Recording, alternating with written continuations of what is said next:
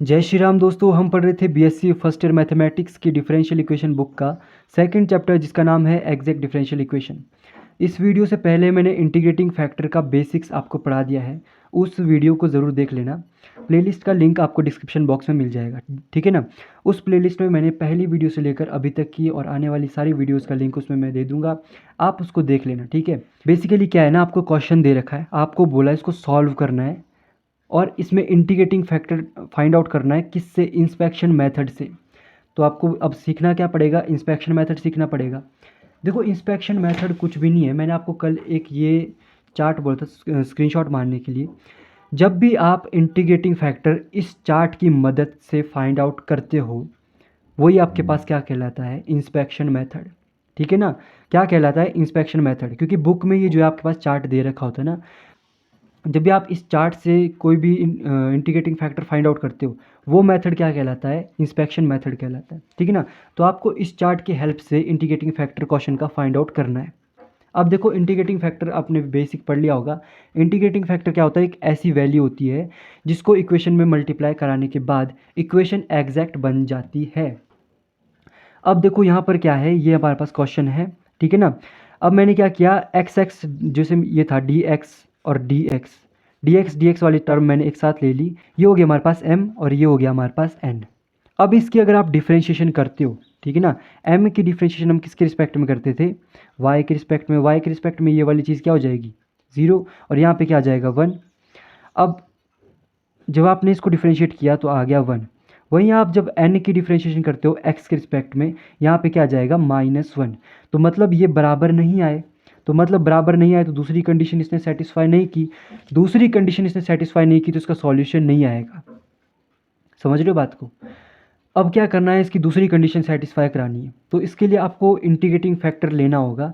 अब देखो integrating factor आपको इंस्पेक्शन मेथड से फाइंड आउट करना है। इंस्पेक्शन मेथड का मतलब जब आप इस चार्ट की हेल्प से इंटीग्रेटिंग फैक्टर किसी भी क्वेश्चन का फाइंड आउट करते हो, वो क्या कहलाता है, इंस्पेक्शन मेथड। समझ ली बात को। अब देखो यहाँ पर क्या है, क्वेश्चन की फॉर्म समझो, y D X minus X D Y, और चार्ट को देखो, ये आपको कुछ इससे रिलेटेड लग रहा है, लग रहा है ना। ये जो ये पहले ब्लॉक में लिखा है ग्रुप ऑफ टर्म्स, ये जो है हमारे पास स्टार्टिंग में जो लिखा है ना यहाँ पे, ये वाली चीज़ ये इससे मिलती जुलती है। y डी एक्स और x डी वाई के बीच में क्या है, माइनस है। यहाँ देखो चार टर्म यहाँ पे ऐसी है जिसमें माइनस है, और चार टर्म ऐसी है जिसमें क्या है, प्लस है। आपको क्या करना है, माइनस वाली टर्म्स देखनी पड़ेगी, मतलब अब इंटीग्रेटिंग फैक्टर इन चार में से आएगा एक, ठीक है ना। अब आपको कैसे पता लगेगा कि इन चारों में से कौन सा इसका इंटीग्रेटिंग फैक्टर होगा। देखो सिंपल बात है, अब यहाँ पर क्या है, इतनी बात तो ये समझ में आ गई, इतने को लेकर हम ये समझे कि इन चारों में से कोई आएगा। इसके बाद हमारे पास log x दिया है, log x दिया है, तो यहाँ पर कुछ ऐसा मल्टीप्लाई करने का जिसमें x होगा।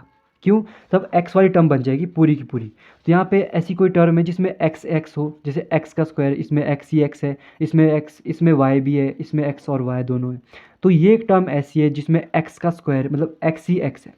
अगर आप इसको इक्वेशन में मल्टीप्लाई कराते हो तो ये क्या बन जाएगा, इक्वेशन का इंटीग्रेटिंग फैक्टर। मतलब इसको मल्टीप्लाई कराने के बाद दोनों कंडीशन सेटिस्फाई हो जाएगी, और एक बार दोनों कंडीशन सेटिस्फाई होगी तो हम सॉल्यूशन निकाल सकते हैं, ठीक है ना, इस तरह से। सुनाओ, अब यहाँ पर क्या करते हैं, let's multiply the equation by 1/x का स्क्वायर, ठीक है ना। अब क्या करते हैं, हम 1/x के स्क्वायर से इक्वेशन को मल्टीप्लाई कर लेते हैं। इक्वेशन हमारे पास क्या है, तो देखो यहाँ पे मैंने क्या किया है, 1/x के स्क्वायर से पूरी इक्वेशन को मल्टीप्लाई कर दिया, ठीक है ना। अब देखो ये वाली क्या है हमारे पास, x डी एक्स है, और ये भी क्या है, डी एक्स है, तो हम इनको साथ में लिख सकते हैं। साथ में लिख लेते हैं तो क्या आ जाएगा, y/x का स्क्वायर, और इसका ये बीच में प्लस log x/x का स्क्वायर। इसको हम लिख सकते हैं डी एक्स के अंदर, और ये बचा हमारे पास माइनस, यहाँ पे ये जो है इससे x कट जाएगा, 1/x, और ये आ जाएगा D Y is equal to 0। अब डी एक्स के साथ हमारे पास कौन सी टर्म होती है, m, डी वाई के साथ हमारे पास कौन सी टर्म होती है, n।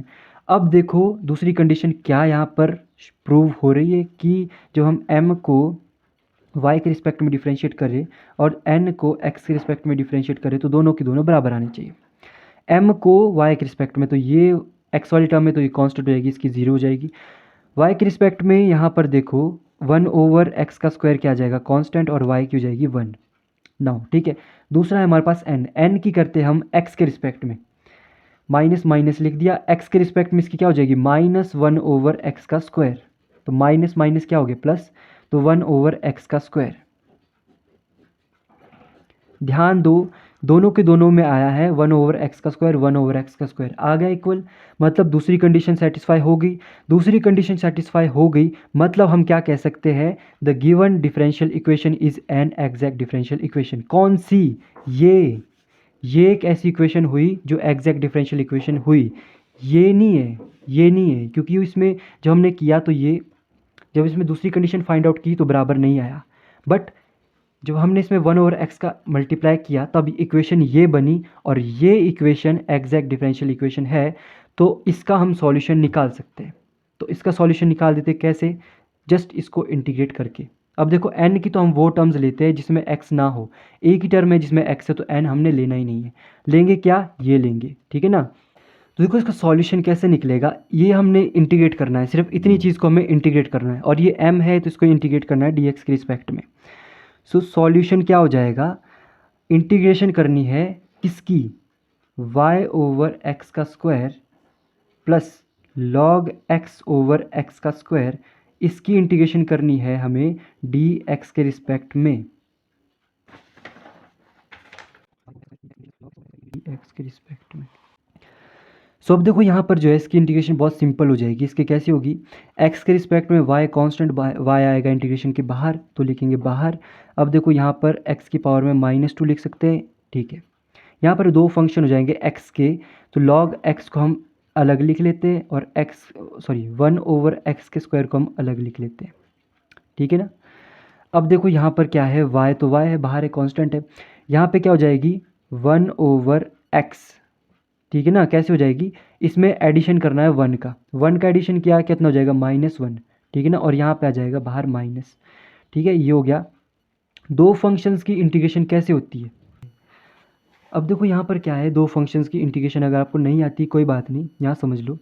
दो फंक्शंस हमारे पास, एक है ये, एक है ये, तो इनकी जब इंटीग्रेशन होती तो पहले वाले फंक्शन को पहले बाहर रखते, इसकी इंटीग्रेशन कर देते, फिर बीच में माइनस, बड़ा वाला इंटीग्रेशन, और फिर जो ये वाला है हमारे पास सेकंड फंक्शन, इसकी इंटीग्रेशन, और पहले वाले की डिफरेंशिएशन, और बीच में मल्टीप्लाई लगता है इसमें, ठीक है ना। इस तरह से हमारे पास क्या होती है, दो फंक्शंस की इंटीग्रेशन होती है। अब जो हमारे पास है ना log x और 1/x का स्क्वायर, इसकी इंटीग्रेशन कैसे होगी x के रिस्पेक्ट में, पहले वाला फंक्शन ऐसे ही रहेगा, फिर दूसरे वाले फंक्शन की इंटीग्रेशन, ठीक है ना। इसको मैंने ऐसा लिखा है x की पावर में -2 की इंटीग्रेशन, बीच में माइनस और बड़ा वाला इंटीग्रेशन, अंदर जो है दूसरे फंक्शन की इंटीग्रेशन, डॉट लगा के मल्टीप्लाई में पहले वाले फंक्शन की डिफरेंशिएशन, तो डिफरेंशिएशन ऑफ log x। समझ में आई बात। फिर जब हमने इसको थोड़ा सा और सॉल्व किया तो log x, इसकी इंटीग्रेशन क्या हो जाएगी -1/x, बीच में माइनस माइनस, और यहाँ पर क्या हो जाएगा, इसकी भी इंटीग्रेशन क्या हो जाएगी, ये बाहर इंटीग्रेशन का साइन चला हुआ है, log x की डिफरेंशिएशन होती है 1/x, ठीक है। अब यहाँ पे इंटीग्रेशन का बड़ा साइन है, ये बचा है। अब देखो log x ऐसा, ये माइनस बाहर लाया बन गया प्लस, ये क्या हो जाएगा हमारे पास x का स्क्वायर, मतलब देखो 1/x का स्क्वायर, 1/x के स्क्वायर की इंटीग्रेशन क्या होती है, ये है ना 1/x का स्क्वायर, मतलब इसको हम ऐसे लिख सकते हैं, इसकी इंटीग्रेशन क्या होती है, यही तो होती है। तो यहाँ पे क्या आ जाएगा ये, और ये जब बाहर जाएगा तो ये हो जाएगा माइनस का। समझ में आई बात। सो देखो यहाँ पे क्या हो जाएगा ये, ठीक है ना। अब ये क्या है हमारे पास, फाइनल सॉल्यूशन है, ठीक है ना। इक्वल टू में 0 भी था तो उसको भी लिख लेंगे, तो यहाँ पर इसको मैं यहाँ उतार लेता हूँ, ठीक है। ये क्या आ जाएगा, सो इस तरह से हम इसके क्वेश्चन करेंगे, और क्वेश्चन करेंगे अगली वीडियो में। तब तक के लिए जय श्री राम।